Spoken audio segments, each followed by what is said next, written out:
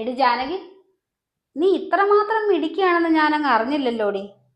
ഇവിടെ വന്നു കയറിയിട്ടാകെ 1 മാസം കഴിഞ്ഞുള്ളൂ. അതിനുള്ളില് നീ അനന്തവേട്ടനെ കുപ്പിയിലാക്കി നിന്റെ ഭാഗത്തോട്ട് അങ്ങ് നിർത്തി. അതും പോരാഞ്ഞിട്ട് ദാണ്ടെ നീ ഇപ്പൊ പഠിക്കാനും പോകുന്നു. നീ ആള് കൊള്ളാലോടി. നീ പാവത്തം കളിച്ച് കളിച്ച് കളിച്ച് അനന്തവേട്ടനെ കൊണ്ട് എന്തൊക്കെയാണ് നീ ചെയ്യിപ്പിക്കുന്നത്.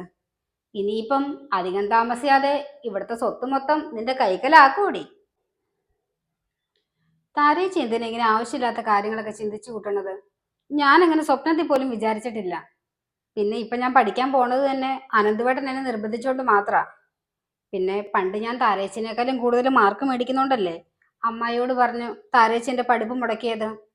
അന്ന് മങ്ങിയതാ എന്റെ സ്വപ്നം. വീണ്ടും ഇത്രയും വർഷങ്ങൾക്ക് ശേഷം ഒരു ദൈവദൂതനെ പോലെ അനന്തവേട്ടൻ എന്റെ ജീവിതത്തിലോട്ട് കടന്നു വന്നു. എന്റെ സ്വപ്നങ്ങൾക്ക് ചിറക് മുളയ്ക്കാൻ വീണ്ടും തുടങ്ങി. ഓ, അവള് പഠിച്ചങ്ങ് IAS എടുക്കാൻ പോകുന്നു.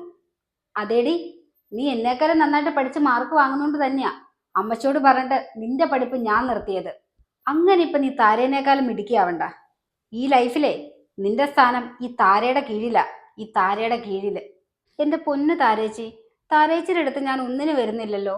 പിന്നെ എന്തിനാ എന്റെ പുറകെ നടന്ന് എന്നെ ഇങ്ങനെ ദ്രോഹിക്കാൻ വരുന്നത്? താരേച്ചിക്ക് ഇപ്പൊ എന്താ വേണ്ടത്? എനിക്ക് എന്താ വേണ്ടതെന്ന് വെച്ചാ നീ തരുവോ? എനിക്ക് ഒരേ ഒരു ആവശ്യമുള്ളൂ. നീ ഈ വീട്ടിൽ നിന്ന് പഠിക്കാൻ പോകരുത്. അത് നീ അനന്തവേട്ടനോട് പറഞ്ഞോണം. നീ ഒരിക്കലും ഇവിടുന്ന് പഠിക്കാൻ പോവില്ലെന്ന്.